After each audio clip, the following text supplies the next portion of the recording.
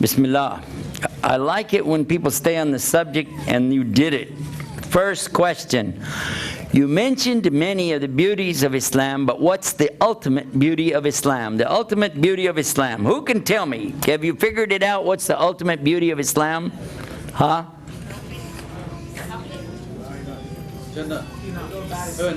I'll give you a clue. Years ago, a friend of mine and I were sitting there playing chess. And while we were playing, it takes me a long time to move, and it doesn't take him any time because he was really good and I was really bad. But while we were sitting there, he said to me a question. He used to like to give me a hard time. He gave me a question. He said, what is it that everybody wants in life? What is it everybody wants? I said, money. He said, no, not everybody wants money. I said, a beautiful woman. He said, that's definitely not true, because why would a woman want a woman? That's stupid. Well, not exactly today, but that's another story. But anyhow,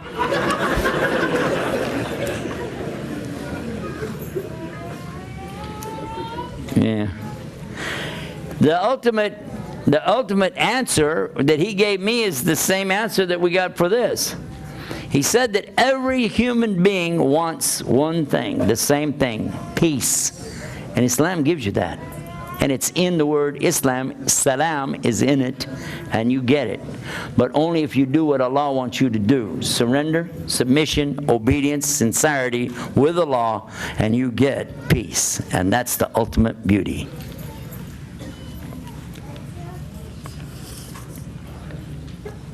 It says, what is the word used for prayer, salah, in the Bible, in Hebrew or Aramaic? Was the word salah used before Islam in any other meaning? I don't know. That's a correct answer in Islam, by the way. When you don't know, you say, I don't know. But by the way, if you didn't get your answer tonight, send it to me in an email. Then I can look for it, and I pass it on to some of the shuyukh we work with. Try to find you a good answer for that one. Number one, what is this? What is this, a shopping list? You're supposed to ask me a question. One question.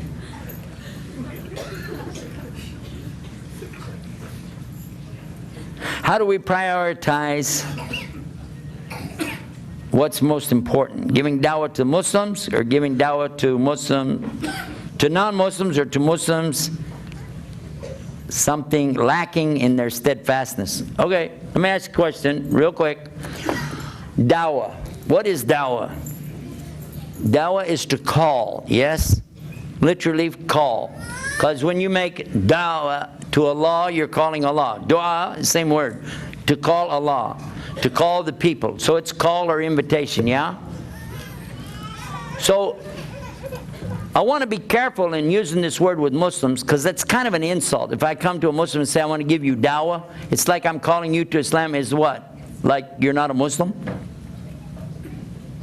That's kind of harsh. I think it's adhkar. I think the word is adhkar. I think it's to remind each other. Is it? We remind each other. Or we exhort each other. Tawasaw bil haqqi wa tawasaw bis sabr. Yeah? Exhorting, reminding, encouraging, you know, bringing your attention back to something. But dawah itself, this is for somebody that's not Muslim. Got it?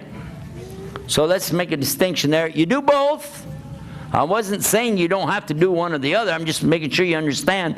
Well, we're calling Muslims to wake up, to get back on the deen, yeah. But we're calling the non-Muslim to a new experience, and that's worshiping Allah without any partners. These are very important considerations. Very good. How do you explain where Allah is? I don't have to. Allah did. Well, that's easy. Would you like me to tell you what he explained? Bismillah.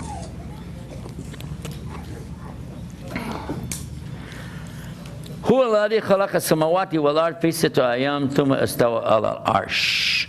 Allah said in that expression, it's many times in the Quran, different wording, but the essence of it is that Allah says He's the one who created the heavens and earth in 6 periods of time called yawm. It's the same word in Hebrew as it is in Arabic, so it is the same. And they said it means periods of time. That's Hebrew. They said it. That's what we have too. So you don't have to think, wow, 24 hours. No. It's whatever Allah said that period of time was. Could have been a nanosecond too, by the way. Because Allah does everything by what? Kun fayakun. He didn't even have to tell you, by the way. He did not have to tell us how He did it. He could have just said He's the one who created everything. Full stop. But He didn't. He said, Fi sita ayam, yoms, days, or periods of time. Thumma, then what? Thumma astawa. Astawa. Stow, you know, when you line up to do the prayer and the Imam says stow, he means get straight, straighten it up, okay? Stow, position, alal arsh, up, Allah, like Allah to Allah, up, arsh is throne, okay? So, where's the law? Wherever He said He is. Now then, how are you going to, you didn't put this in here, but some people do that. Well then, how are you going to justify the statement that Allah comes down in the third part of the night and takes your prayers? And how are you going to justify that Allah is, you know, as close to you as your jugular vein? And why can't we say Allah is everywhere? If you say Allah is everywhere, you might give the meaning that Allah is in His creation, or like His creation, and that's for sure the opposite of Allah. This is the belief of the Hindus, not the Muslims. We never say Allah is everywhere. His hearing and seeing, yes, but not Allah Himself, because if you said Allah is this and Allah is that and that's Allah and this, you know, it's like, yeah, come on, man, please, don't do that, don't go there. It's not what we believe.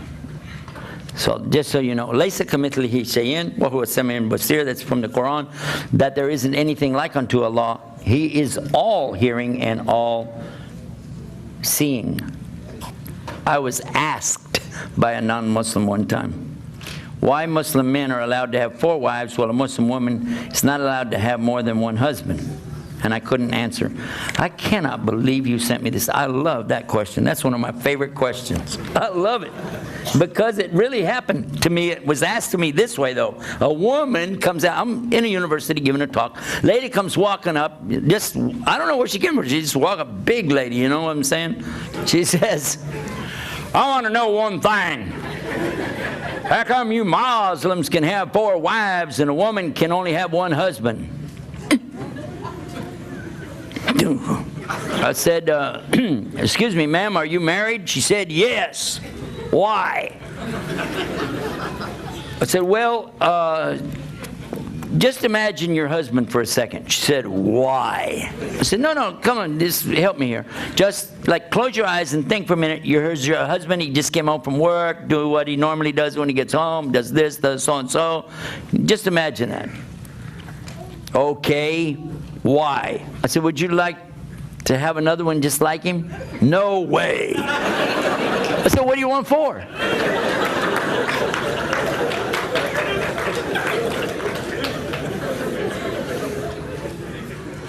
Now, what I did in reality was I did that so I'd have time to think about the question. Because I really wasn't ready to answer this question. I know it's in the Quran, I know Allah said it, I know it's Sunnah of the Prophet, but that's not going to help a truck driving lady. Then Allah put something in my mind, and I thought about it for a minute. I said, oh, wait a minute, hold on. I said, okay. If a man is allowed to marry 4 women, but a woman is not allowed to marry more than 1 man, who has the most choices? Who has the most choices? She said, the man does, of course. I said, really? I don't think so. If you have 100 men and 100 women in a community, you know, you're a man.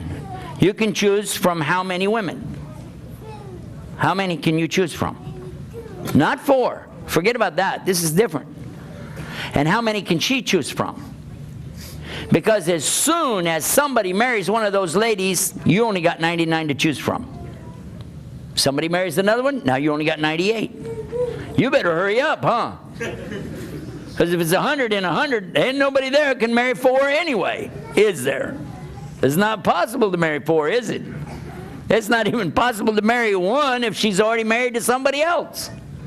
Who has the most choice? Because a woman could say, you know, I like the way he treats his wife. I see what he does, and if he marries her, he has to treat her the same way. She's got a nice house, he's kind, he brings her jewelry, he takes care of her, he opened the door for her. He's a really nice guy. By the way, I don't like those guys. They make me look bad. But anyway, this guy is looking really good to her. She said, you know, I will marry that guy. All right, now you only got 96 left. Now what you going to do? Because if the women, and by the way, it's by choice. Did you know that women are never forced into this anyway? It's their choice. I met a woman one time. She was a da'i for Islam, an Arab woman, believe it or not. And she was looking for her husband to get another wife. In fact, her best friend, her husband had died. She said, I want you to marry my best friend. And he said, well, I don't know. I never thought about taking another wife. She said, no, I want you to marry her. And she went to her friend and said, would you marry my husband? She said, you know, I like him as a person and a friend and everything. She said, well, I don't want to marry him. He's very, very nice, but I don't want to. She said, well, I want you to. Can you imagine this? Why? Because she's not thinking of herself. She's thinking of the benefit for her friend. Alhamdulillah, her friend did get married to somebody else. But I saw it. I mean, I was right there listening to them talk. I'm thinking, whoa. You usually don't hear something like this. But the woman has the most choices. She can choose a man that's not married, a man that is married, right? She can choose and say, this guy, yeah, all right, he does this, he does that. Fine, I'll take him. If the man doesn't want to marry, he doesn't have to. But in the case of us, men, if a woman's already married, there's nothing to say. It's over. Finish. So who has the most choices? And you know what the lady said? She said, I never thought about it like that. That's pretty good. How about that? SubhanAllah. Good question. Oh, by the way, there's another thing. We only allow marriage in Islam. There's no such thing as boyfriend-girlfriend.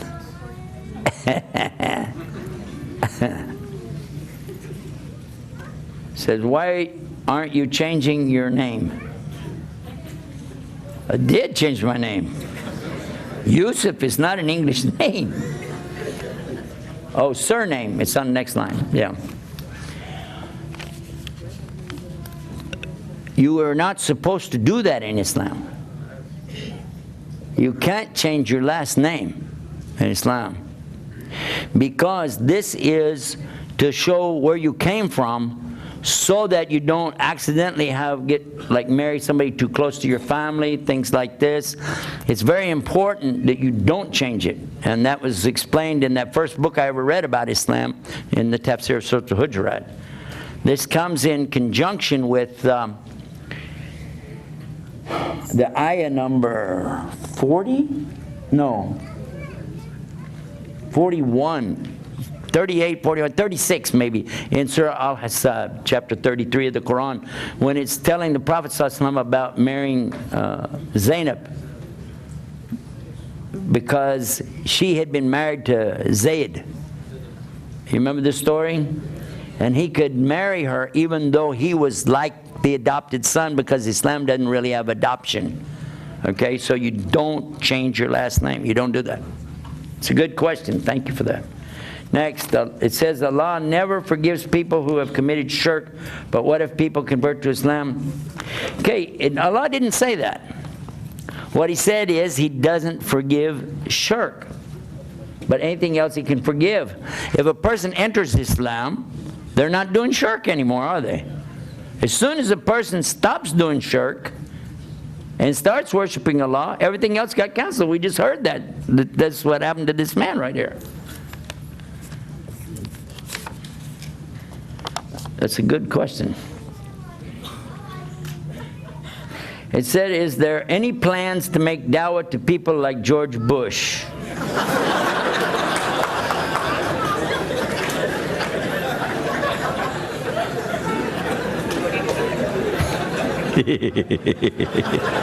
That's what it says. Allahu Akbar.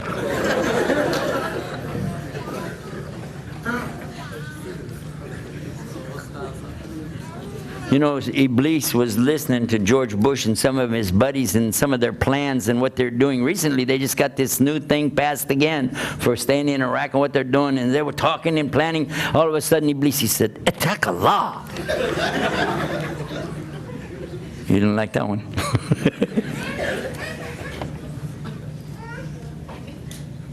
It's talking about Bill Gates and other top-level people. In general, how can we approach VIPs, VIPs, or big players in this world? Who cares? Who cares?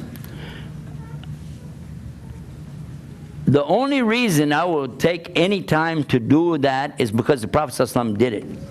He sent letters to the leaders, and we have constantly brothers right here in Saudi Arabia who are in top-level positions themselves, talking with them, sending them stuff all the time, talking to them. I know some of them personally. And they look at it and go, and throw it like that. Maybe one day they'll read it, so they keep on sending it to them. Some of the big scholars here in this country have been doing that. This is not new. But you have to understand something. It's not a lack of knowledge on their part. These people in those kind of positions, it's not knowledge is their problem. Mr. Bush Sr. used to come here all the time where we are right now. He used to come over here as guests with the Bin Laden family. Did you know that? Huh? How many of you didn't know that? Well, wake up and smell the kahwa.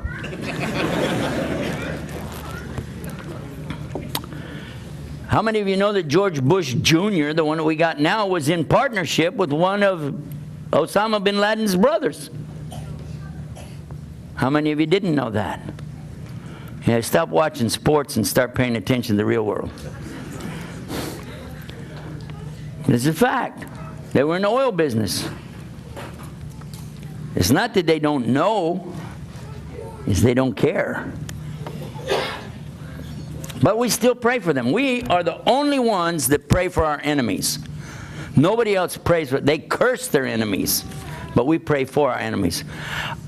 I'm not joking when I tell you this. If George Bush would like to be a Muslim, I would love to be the one giving him Shahada.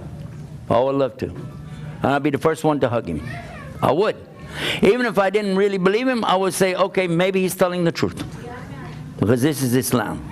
And we hope Allah will guide him. That's the best thing.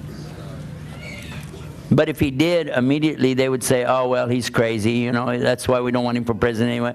People are not going to, if you think one major person coming to Islam is going to change the world, that's not what it's about. Allah is the one guiding the people.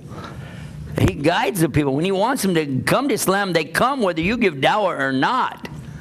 They come whether you talk to this big shot or not. If Michael Jackson became Muslim, some people said he did, what would be the benefit? They would just say something against him if he did. They would. They did it to Muhammad Ali when he was Cassius Clay. I remember when he was Cassius Clay, the prize fighter. As soon as he changed his name to Muhammad Ali, I read in the paper, it's because he had too many blows to the head. And when Cat Stevens became Yusuf Islam, again the paper said too many drugs when he was with the musicians. And they said similar things about me, some really nasty stuff about me when I came into Islam. But I was in Mexico, here's one for you, a Catholic priest in Mexico accepted Islam. Alhamdulillah. On the door of the church, they put up a sign in Spanish, the priest became a witch. So what do you want? You guys got too many questions. I can't get them all done tonight. I'm going to try it. Let's see.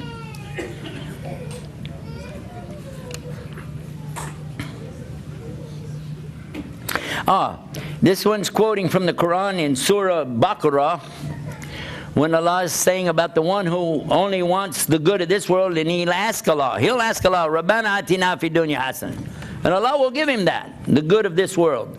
But whoever wants the good of this world and the next world and be saved from punishment of the fire, he says, Rabbana atina fi dunya hasan wa fil akhirati hasan wa qina adhaban nar.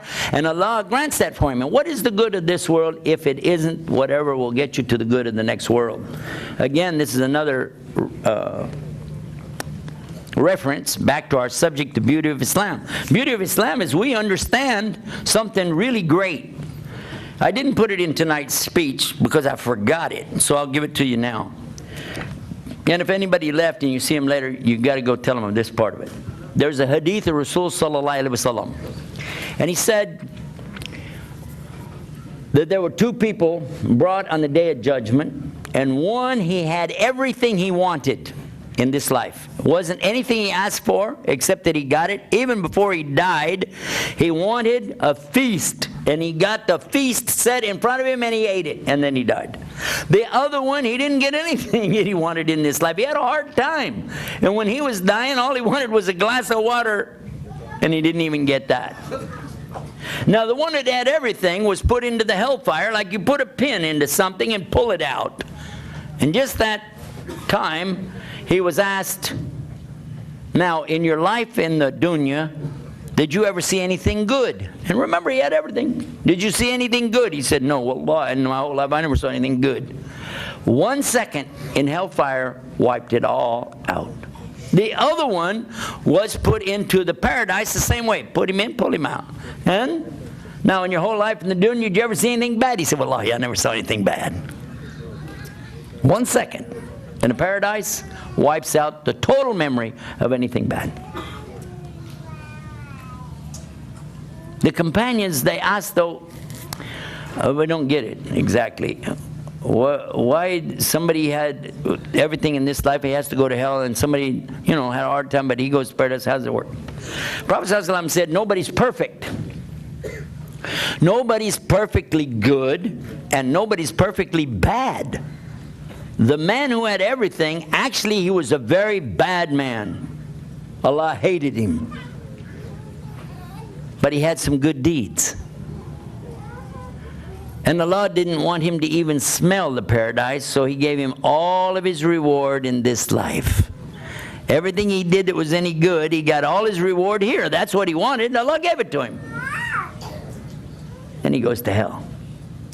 As far as the other one goes, actually he was very good. Allah loved him, but he made some mistakes. He did some bad things. And Allah didn't want him to even smell the hellfire. So, he gave him his punishment here, so that he could go straight to paradise. That's another beautiful teaching in Islam. There are two things that happen to us when we have any difficulties, any fitna comes our way. One is to take punishment here so we won't get it in the next life, and the other is a test, ibtila. Allah talks about it in Surah Al-Fajr, that whenever He tests the human beings by giving them the wealth and blessings of this world, they boast. My Lord honored me, good to go. This is Texas translation, by the way. Then he says in the next verse, Surah Al-Fajr, next verse he says, but whenever we test him by restricting his daily bread, his wealth and things like that, pull that back, he says, my Lord has disgraced me. But then Allah says, no way. Kalla balla tukrimunul yatim. It's because you don't take care of the orphans and you don't feed the miskin. You're not taking care of the people. You're not living up to what you're supposed to be doing as a human being. One of the things I didn't cover also in the program tonight is very important to know about Islam. Islam is not just about your relationship with Allah, although that's number one. Immediately after that is your relationship with the people. Because if your relationship with the people is no good, then how is your relationship with Allah any good? And whoever doesn't thank the people doesn't thank Allah. clear. And by the way, that's all people, not just Muslims. We have to give full respect, honor, and dignity to each and every one of the sons of Adam. And by the way, you don't know who will become a Muslim tomorrow or who might leave the deen anyway. And that's not your job. But what you do your best to give the service to human beings that you can.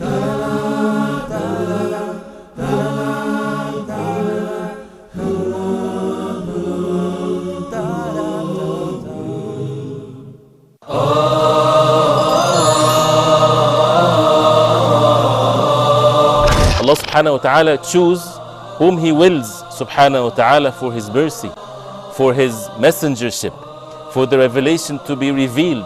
This is not for the human beings to make that decision. If a person would turn to Allah subhanahu wa ta'ala sincerely, truthfully, asking for forgiveness, Allah subhanahu wa ta'ala promised to forgive. We have as Muslims a duty, and that is to recite the book of Allah, to ponder over the verses, the words of Allah subhanahu wa ta'ala, and to act according to the Quran. The mercy of Allah subhanahu wa ta'ala encompasses everything, but who would this mercy will be for? And the Prophet sallallahu alaihi wasallam was sent to all mankind. So the ummah, or the people of the Prophet sallallahu alaihi wasallam, are all mankind since the time of the Prophet sallallahu alaihi wasallam till the day of judgment. Why waste our life without getting to know every verse in the Quran, what Allah subhanahu wa ta'ala wants from us?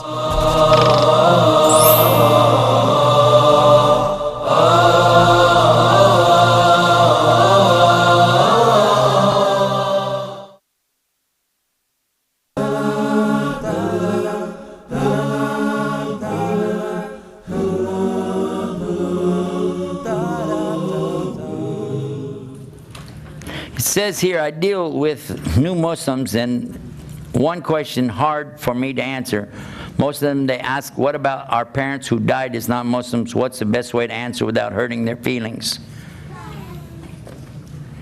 The best way to answer without hurting their feelings is to say, you better be glad you accepted Islam. You can't do anything about people that are gone, can you? If they say, well, they didn't know. Well, if they didn't know at all, and Allah didn't give them the message, Allah said He never punishes the people until after He sends a warner or a messenger to them, right? So, it's up to Allah. It's not looking real good for them, but it's up to Allah, not me. Let it go. But don't pray for them. Because the Prophet ﷺ was not allowed to do it. Neither are we. But maybe, who knows? There are a lot of other questions. Let me mention this. There are some real harsh questions that come up. People will come to you with some really kooky things and say, why do you guys worship a black box in the desert and kiss the ground 5 times a day? How you answer that one? How come you guys got to beat your wives? My wife's from Texas. You better not even think about it. Don't even talk about that. How come you got to marry 4? I'm glad we don't have to marry 4. How do you answer those kind of questions? Why do you have to kill all the Jews and Christians? Whoa, Muslims are the ones that protected them for years. During the Inquisition, it was the Muslims in Morocco and Egypt that protected the Jews, and the Jews went from Spain to Egypt, and their best scholars came from that time period. It was Muslims who protected the Jews. And by the way, it's Muslims that protected the Christians even until today in Syria. The oldest string of Christians, they're from the speaking Aramaic language. When Mel Gibson made the movie Passion of the Christ, he had to go to them to get the language. They were the only ones that had it left. And who's been preserving them for all these years? Because they're farmers. And they're a little group, a couple of villages there, and it's right in the middle of Syria. The Muslims been protecting them. So where do you get this stuff from? Oh, I know, CNN. CNN, by the way, gave themselves an award. Did you know that? I didn't know you could do that. You can just like give yourself an award. I would like to present myself with this lovely award because they did it. You know what it was? For having the most, how did they say it? accurate reporting of the events of 9/11? CNN. Do you know who's CNN? They're the ones that showed the film clip right on this 9/11, showing the people of Palestine in the street with the sparklers and going on and doing all this. You remember that? Huh? Then it was broad daylight and the people were out there, except they forgot something. Well, they were showing it, actually in Palestine it was nighttime and the people were in bed asleep. They caught him. A guy down in South America, in Brazil, caught that and brought it up. They give themselves the award anyway. Hey, what the heck? Could have happened. It says, can women come on TV and hijab and do dawah?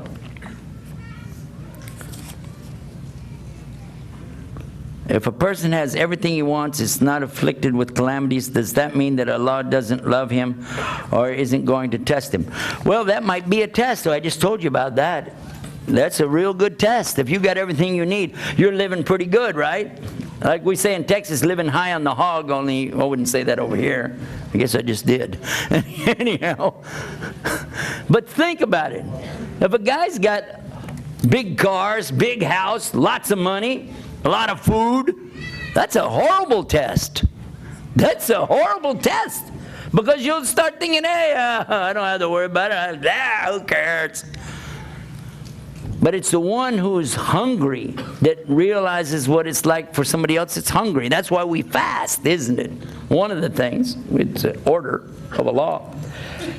As far as women doing dawah on TV, they do it all the time. This is known, with and without hijab. Dawah means to call to something, yeah? And them women are calling to stuff all the time. Not necessarily Islam, though. So, people do it. But is it right to do it for Islam? It's a good question. Why don't you ask your local imam, and he can give you some insight on it. Depends on conditions. A lot of things, the answers depend on what the conditions are at the time. And if there's nobody else to do stuff, a lot of times women have to do it because we're too chicken, lazy, or stupid to do it. He said, beard is just sunnah.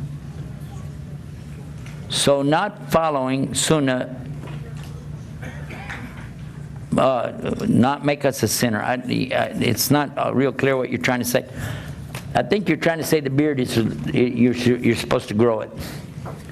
How many of you here say a man has to grow his beard? Raise your hand. I thought you knew this one. Let me do it again. How many of you here say a man has to grow his beard? How many of you say he doesn't have to grow it? You voted twice. I thought you were from Lebanon. You're acting like you're from Egypt. Sahidi. Anyhow.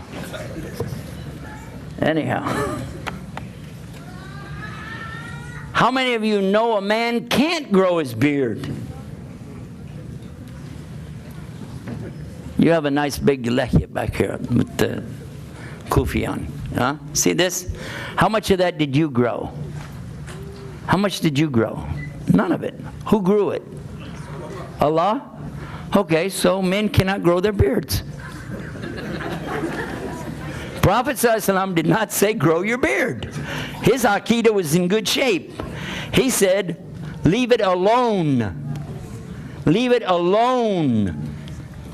Brothers always ask me, well, how much can grow before I cut it? Leave it alone.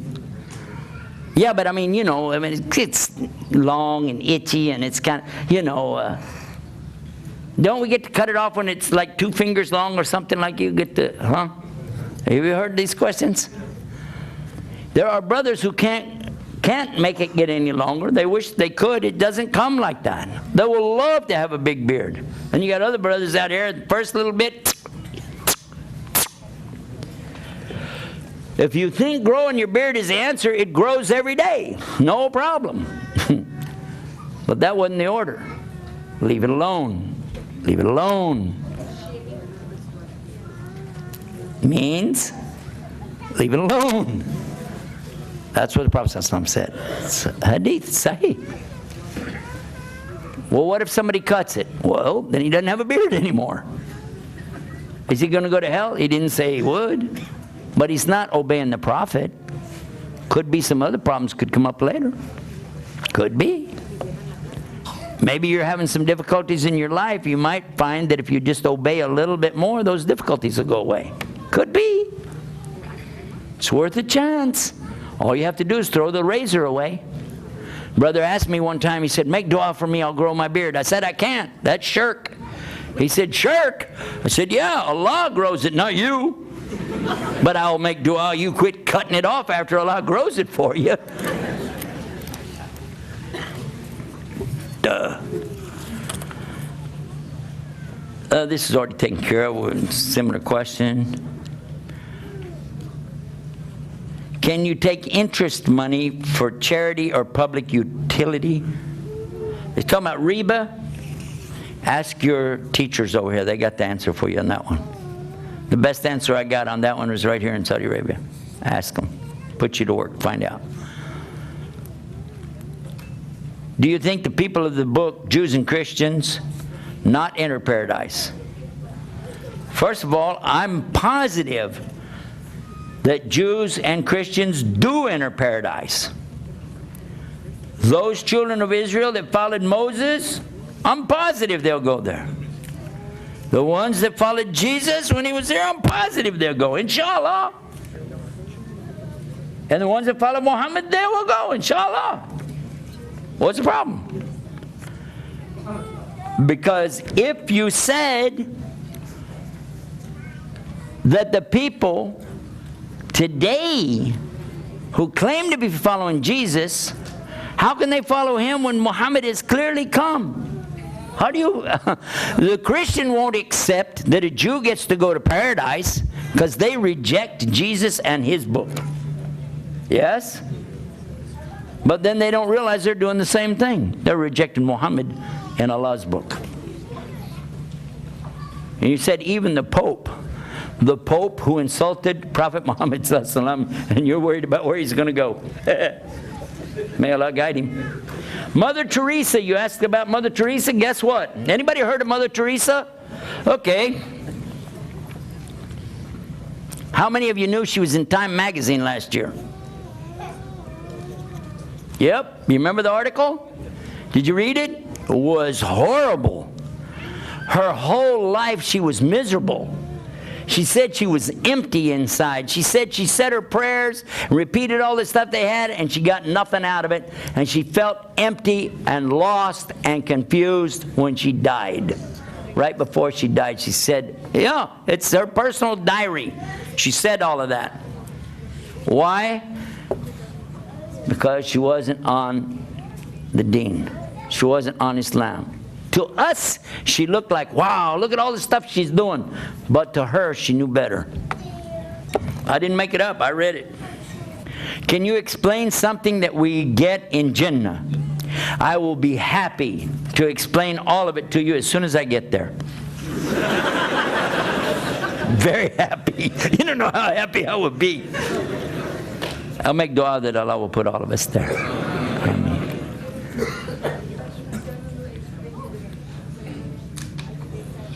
Somebody's asking the question about Safa and Marwa. You know what's going down in Mecca right now, right? Yeah. I just got through making Umrah down there, and I'm going to tell you something. I don't really care. All I know is I was crying and feeling good and making dua, and they said it's right, and what's wrong with accepting it? If it's wrong, it's on them, not me. Who cares? I'm not a scholar. Did you think I was? You're not either, okay? If you got a scholar tell you something, just do it. It's on them. Prophet says clearly, when we're talking about ulama, scholars, if they do ijtihad, not jihad, ijtihad from the same root, and come to conclusion and they're right, Allah gives them 2 rewards. But if they're wrong, he still gets 1 reward. But if you and I come along and make up stuff or give them a hard time, maybe we're going to get punished. So just shut up and do it. What is wrong with you? Is music haram? go to search for Islam and type in music. There's 3 parts to the article. It's really big on that one. And when you get all done, you'll stop asking the question. It said the West is propagating a lot of things against Islam and attributing terrorism to Islam. Does it have any negative impact on the number of people reverting to Islam? Jazakallah khair. If you took out an ad in the New York paper and said Islam is peace, full page, every single day, not one single person will become Muslim any different than what Allah planned. And if they put a full page every single day attacking Islam, it won't keep anybody out of Islam other than what Allah planned. It won't. I already know that. But what they are doing without realizing it, listen to this, they're doing the job we didn't do. Muslims did not. I never heard of Islam. I knew nothing about Islam until I met a Muslim. Nothing. I heard about Shiites, but not Islam. When they used to come to Texas, and they were learning the helicopter school there in Wichita Falls. I was right there. I didn't even know they were Muslim. I never even heard the word, didn't understand anything. They could have come and explained it to me, but they didn't. Anybody Muslim has a responsibility, supposed to be telling the people. But we're not doing it. So what happens? So they don't get the message. So Allah gave them the message another way. There's something inside of them saying, what's Islam? What's Islam? Why? Because they're scared. They want to know, what is Islam? Islam has nothing to do with terrorism, but still, because they associated it with it, so terrorism is out there, and now the people are going to go, what's Islam? Let me check it out. After 9/11, about a week later, they were saying real clear it had something to do with these Muslims. You could not find in any bookstore in the United States a single Quran anywhere. I know because I went in and I looked. We couldn't find any. I was wishing we had some extra ones because I was going to like just leave them in the bookstore. Just leave it there and put like a price on it, like half off or, you know, $2 or anything, just so they would get it. But we didn't have any. No book about Islam was available in any of the stores because they grabbed up everything. They even got the books on Islamic architecture and Islamic art and Islamic cooking. They got anything that said Islam. There was nothing there. There was empty places on the bookshelves. So they did a job we didn't do because many people came to Islam after that. How about when Salman Rushdie wrote the satanic verses?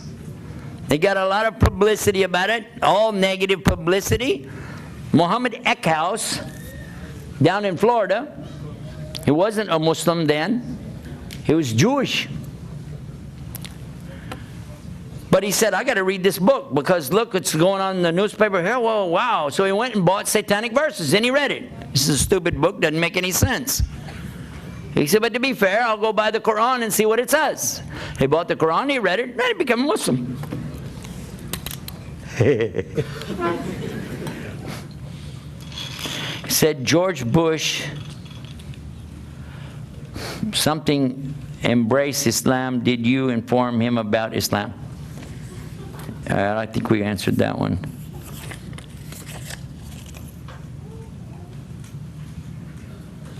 Yeah, just send me emails on the rest of these, please. Inshallah, I need to wrap it up because I got another thing to go do. And I want to end by saying that what I always say in the programs, Alhamdulillah, alladhi ja'alna muslimin. Praise is to the one that made us Muslims. I'm very happy to be a Muslim. And I'm happy that Allah gave me 1.5 billion brothers and sisters in Islam. You guys are the coolest. And I pray big time that Allah will forgive us and give us His Jannatul Firdaus A'la. Ameen. That'd be great. That'd be the real beauty, wouldn't it? Till next time, peace. Assalamu alaikum wa rahmatullah.